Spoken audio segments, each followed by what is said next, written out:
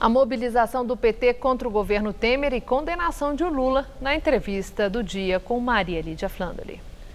Entrevisto o líder do PT na Câmara Federal, Carlos Zaratini, deputado federal eleito pelo PT de São Paulo. Muito obrigada por estar conosco.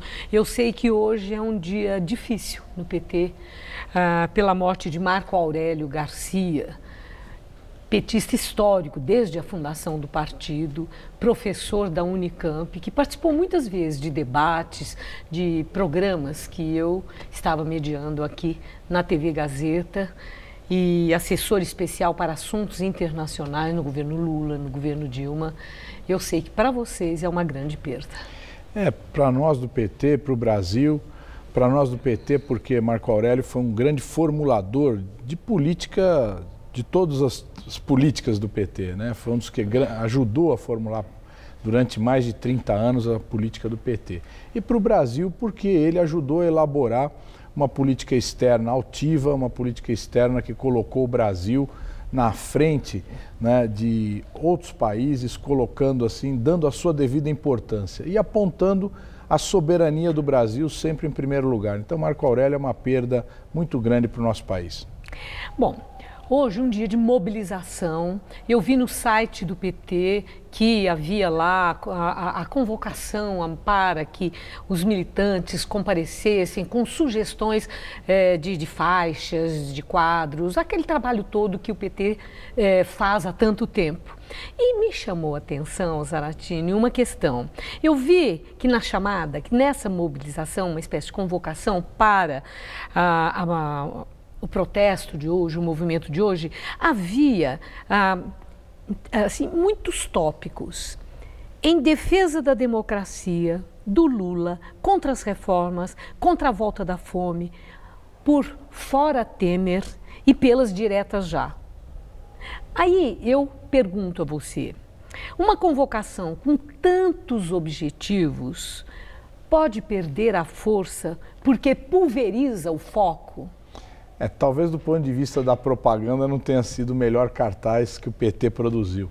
Mas eu acho o seguinte, nós temos um foco. O foco é o quê? Afastar esse governo, né, retirar esse governo que está entregando o país, que está destruindo os direitos sociais com a reforma trabalhista. Agora eles querem aprovar a reforma da Previdência, entregando a riqueza nacional, a Petrobras, os campos do pré-sal, querem abrir a mineração de mais de 20 mil áreas, a maioria delas na Amazônia, querem permitir a venda de terras para estrangeiros, principalmente para os fundos de investimento europeus, americanos e chineses. Bom, então um protesto contra o governo Temer. Contra o governo Temer, mas também pela democracia, porque nós enxergamos que a solução para essa crise política, econômica e social que nós estamos vivendo é a solução das eleições diretas, é a democracia. E nós defendemos também que o presidente Lula, o ex-presidente Lula, possa participar dessa eleição, porque, enfim, ele representa esperança para milhões de brasileiros. Certo. Eu vi uma declaração sua sobre a condenação de Lula. Em especial, eu me refiro ao bloqueio dos bens de Lula, que a pedido do Ministério Público Federal e determinado pelo juiz Sérgio Moro. Eu vi que você disse que esse bloqueio era uma retaliação e uma provocação. Bom, bloqueio de bens em ação de ilícitos penais como corrupção é algo frequente na justiça. E em casos recentes, o bloqueio do Palocci, do Marcelo Odebrecht, o Eduardo Azeredo, que vai ser julgado daqui a pouco em segunda instância, todos tiveram bloqueio dos seus bens. Então, a minha indagação, por que no caso de Lula você entende que é retaliação e provocação? Não sou eu que entendo, não. Quem entende são os advogados, né? Eu aqui não tenho a capacidade em tão pouco tempo explicar isso para todos que estão nos ouvindo, mas o fato é o seguinte, a ação não terminou, certo? O Lula não foi julgado ainda em última instância. Mas nos outros casos também não. Quer dizer, isso é frequente na justiça. É frequente na justiça e está equivocado. Agora, é uma provocação, é uma verdadeira retaliação, né? E isso não sou eu que estou dizendo só, não, é o povo brasileiro. Hoje mesmo eu estava com um senhor aposentado lá em Santa Isabel e ele me disse, é uma vingança contra Lula. É uma vingança porque está se querendo fazer com Lula mesma coisa que se fez com Tiradentes. Tem que esquartejar, tem que salgar a terra para que não volte mais. Por que isso? Vocês comparam Lula com Tiradentes? Evidentemente, o Lula é um herói do povo brasileiro. Por que isso? Porque não querem permitir que Lula possa concorrer novamente numa eleição. Esse é o verdadeiro objetivo dessa ação, dessa condenação que foi feita por Sérgio Moro, sem nenhuma prova, né, apenas com base na delação do Léo Pinheiro, que é uma pessoa já de idade, que viu que ia terminar os seus dias preso, então resolveu fazer uma delação. Depois de muito tempo preso, ele mudou a declaração dele para delatar o Lula. Certo? Então, e não mostrou nenhuma prova. Zaratina, de vocês, no PT, os aliados do ex-presidente Lula, em relação ao julgamento pelo Tribunal Regional Federal da 4ª Região, em segunda instância? A nossa expectativa é muito positiva.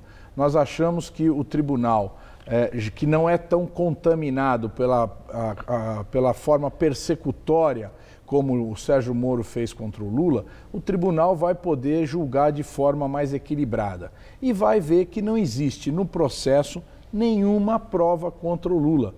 Ou seja, ele nunca foi dono desse apartamento, ele nunca usufruiu desse apartamento, o apartamento foi da OAS, certo? E a OAS até hoje é proprietária do apartamento. Tanto que esse apartamento serviu de garantia para outros investimentos da própria OAS. Se eventualmente, nós estamos falando no plano das hipóteses, não acontecer isso que vocês esperam, que a absolvição de Lula em segunda instância, se ele for condenado e for enquadrado na lei ficha limpa e não puder ser candidato em 2018, o PT tem um plano B?